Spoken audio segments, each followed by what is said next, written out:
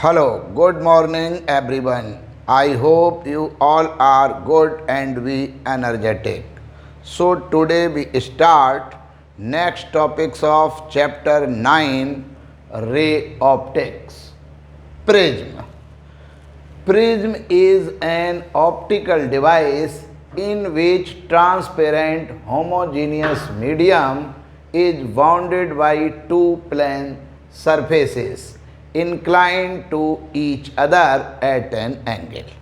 Prism जो है वो सबसे पहले तो 3D डिवाइस है और वो जो ऑप्टिकल 3D डिवाइस है वो किसी ट्रांसपेरेंट होमोजीनियस मीडियम का होता है।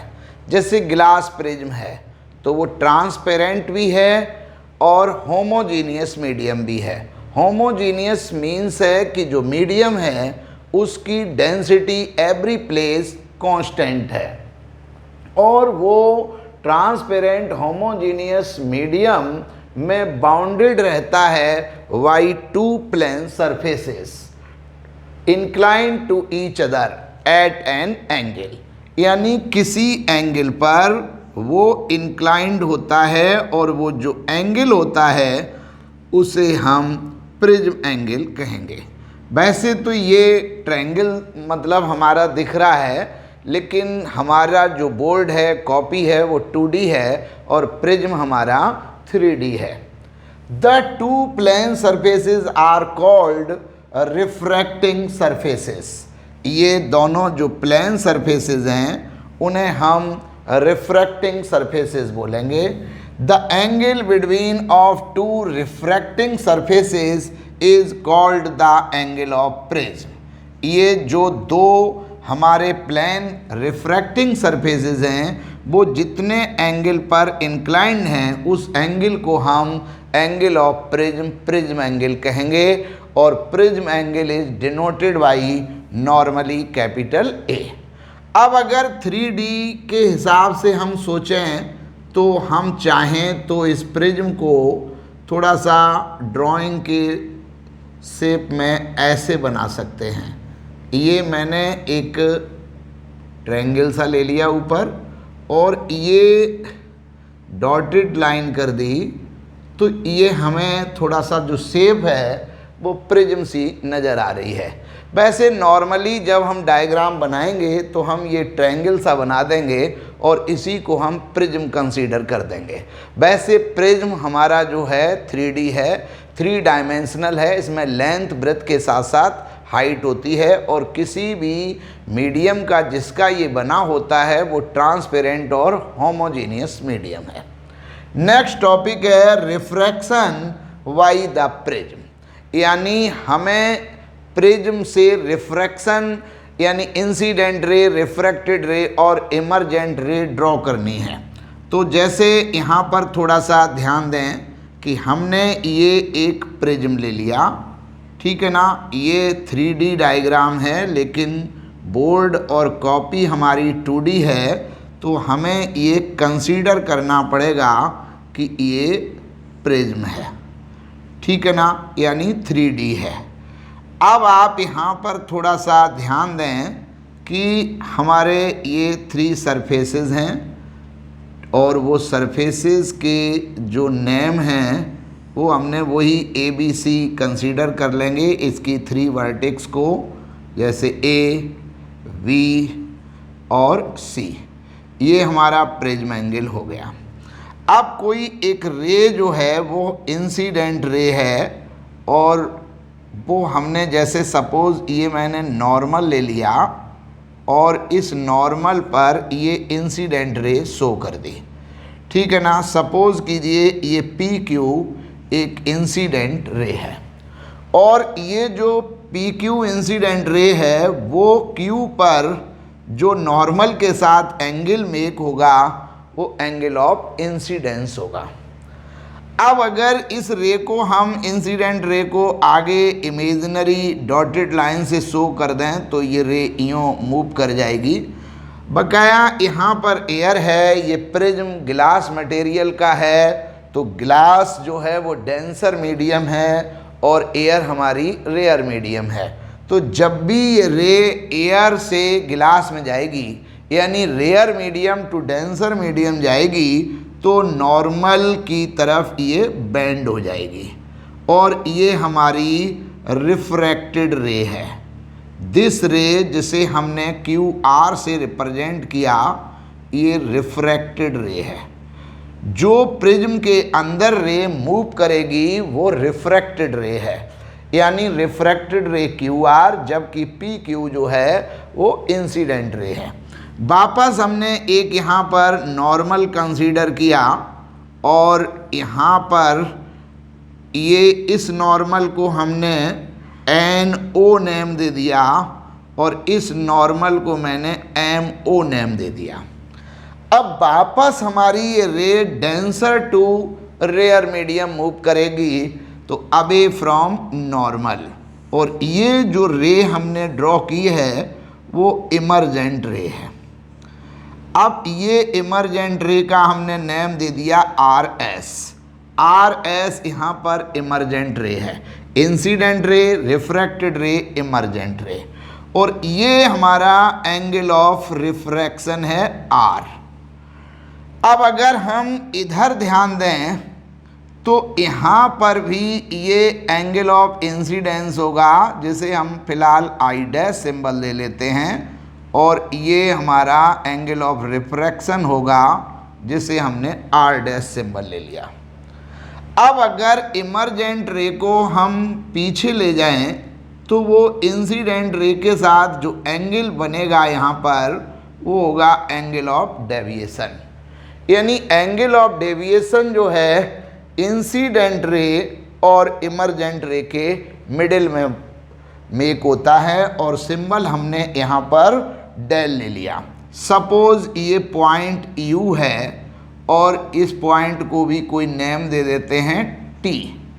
तो ये हमारा डायग्राम है रिफ्रैक्शन बाय द प्रिज्म, यानी ये जो ट्रायंगल सा है ABC, ये प्रिज्म है, यहाँ से PQ इंसिडेंट रे है। जब ये रेयर से डेंसर मीडियम में जाएगी तो रिफ्रैक्टेड रे नॉर्मल की तरफ बेंड होगी, और वापस डेंसर से जब ये रेयर मीडियम में आएगी तो अवे फ्रॉम नॉर्मल होगी, जो इमर्जेंट रे है, और इमर्जेंट रे को पीछे ले गए, इंसिडेंट रे को आगे ले गए, तो यहाँ पर एंगल ऑफ डेविएशन होगा डेल।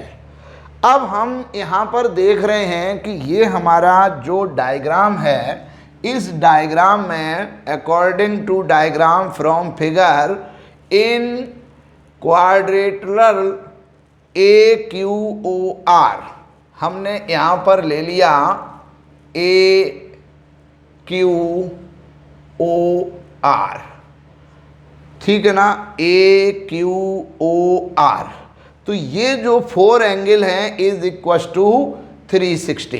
तो पहला एंगल हो गया angle A plus angle AQO, angle AQO plus angle QOR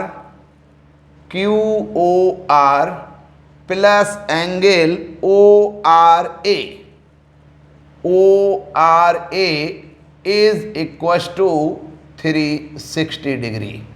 but ये यहाँ पर नॉर्मल का काम कर रहा है, Q पर ये नॉर्मल लिया है NO, यहाँ R पर MO नॉर्मल है, तो ये दोनों एंगल 90-90 होंगे। Angle AQO plus angle ORA is equal to 90 प्लस 90 degree is equal to 180 degree. तो हमने यहाँ पर इस 360 में से ये जो 2 एंगल हैं वो मैंने यहाँ से आउट कर दिए, तो यहाँ पर 180 डिग्री लेस हो जाएगा। So angle A plus angle QOR is equal to 180 degree, equation number 1। अब हम यहाँ पर in triangle QOR in triangle QOR। अब इस ट्रायंगल QOR, तो ट्रायंगल के जो 3 एंगल हैं उनका सम 180 डिग्री, तो angle R plus angle R dash ये वाला plus angle QOR plus angle QOR is equal to 180 degree. Equation second, from equations first and second, हम जब दोनों इक्वेशन को देखते हैं तो RHS यहाँ सेम है तो हमारा LHS सेम होगा। तो angle A plus angle QOR is equal to angle R plus angle R dash plus angle QOR। Angle QOR cancel out, so angle A is equal to angle R plus angle R dash. इसे हमने equation 3 consider कर लिया। अब ये जो ऊपर triangle है हम उसकी बात करते हैं। इन ट्रायंगल QUR,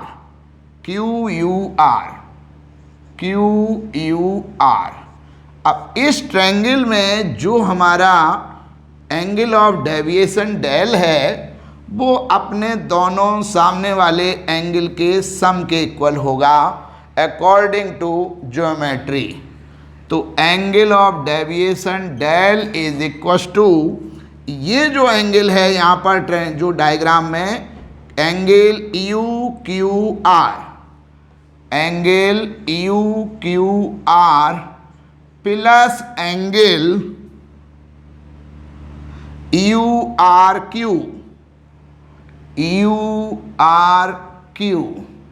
तो angle del is equal to, हम बात करते हैं एंगल UQR की, इस एंगल की।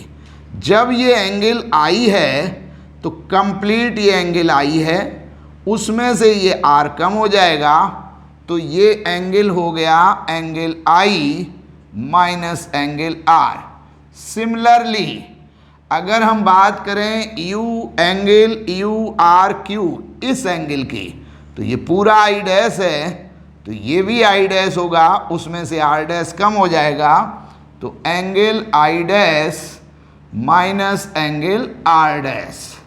अब मैथमेटिकली इसे हम सॉल्व करते हैं।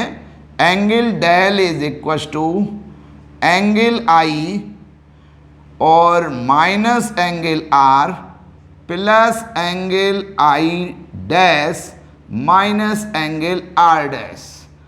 अब हम angle del is equal to angle I plus angle I dash minus common angle R plus angle R dash from equation third में यही है, angle R plus angle R dash is equal to angle A। So angle del is equal to angle I plus angle I dash minus angle A। इसको हमने ले लिया equation 4। Different angle of incident के साथ हम जो है angle of deviation find out करेंगे इन प्रैक्टिकली, और angle of incidence and angle of deviation में एक ग्राफ ड्रॉ करेंगे। यहाँ पर हमने एक्स एक्सिस में एंगल ऑफ इंसिडेंस और वाई एक्सिस में एंगल ऑफ डेविएशन ले लिया। तो ये ग्राफ कुछ इस तरह आता है, जैसे जैसे एंगल ऑफ इंसिडेंस इंक्रीज होगा वैसे वैसे angle of deviation initially decrease होगा, और एक कंडीशन ऐसी आएगी कि एंगल ऑफ डेविएशन जो है वो मिनिमम हो जाएगा, यानी del is equal to del M. फिर उसके बाद एंगल ऑफ इंसिडेंस को इंक्रीज करने पर एंगल ऑफ डेविएशन जो है इंक्रीज होने लगता है। तो सिचुएशन कुछ इस तरह की होती है।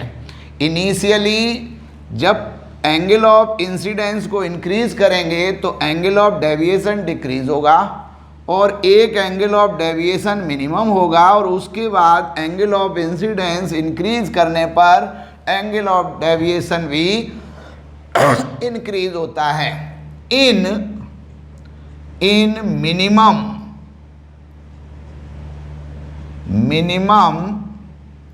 Angle of deviation, angle of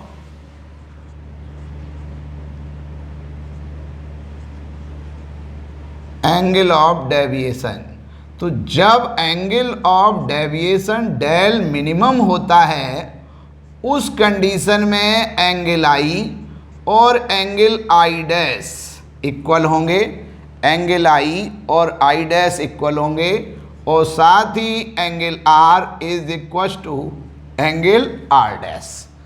then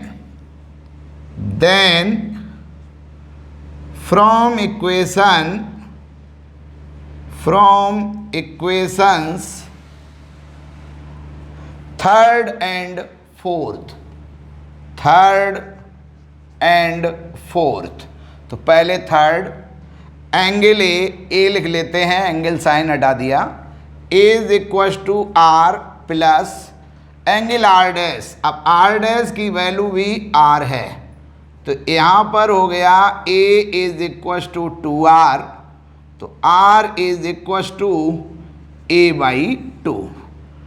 and अब इक्वेशन हम 4 लेते हैं, डेल की जगह डेल m यानी angle of deviation minimum is equal to angle I plus angle I dash को भी i माइनस एंगल a, तो del m plus a is equal to 2i। तो इसका मतलब ये हुआ कि i is equal to del m plus a upon 2। हमने एंगल ऑफ इंसिडेंस i और एंगल ऑफ रिफ्रैक्शन r की वैल्यू फाइंड आउट कर ली। using Snell's law, using Snell's law, जिसे हम लॉ ऑफ रिफ्रैक्शन भी बोलते हैं, तो mu is equal to sine I divided by sine R. Put the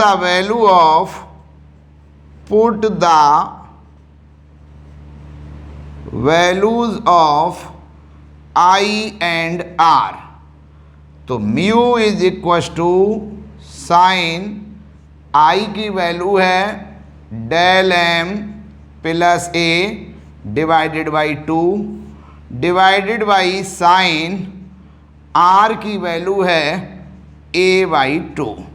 ये हमारा रिफ्रैक्टिव इंडेक्स म्यू की वैल्यू फाइंड आउट हो गई। अब हम आगे यहाँ क्या देखते हैं कि सपोज कीजिए कि हमारा प्रिज्म बहुत ही थिन है। इफ प्रिज्म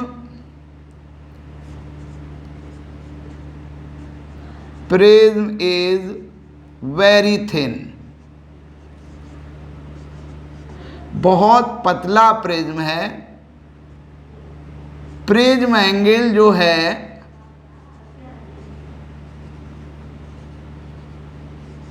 प्रिज्म एंगल जो ए है वो इक्वल और लेस देन 5 डिग्री, यानी जिस समय प्रिज्म एंगल जो है इक्वल और less than 5 degree, then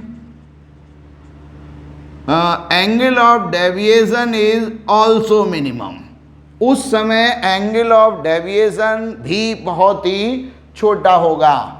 in this situation sign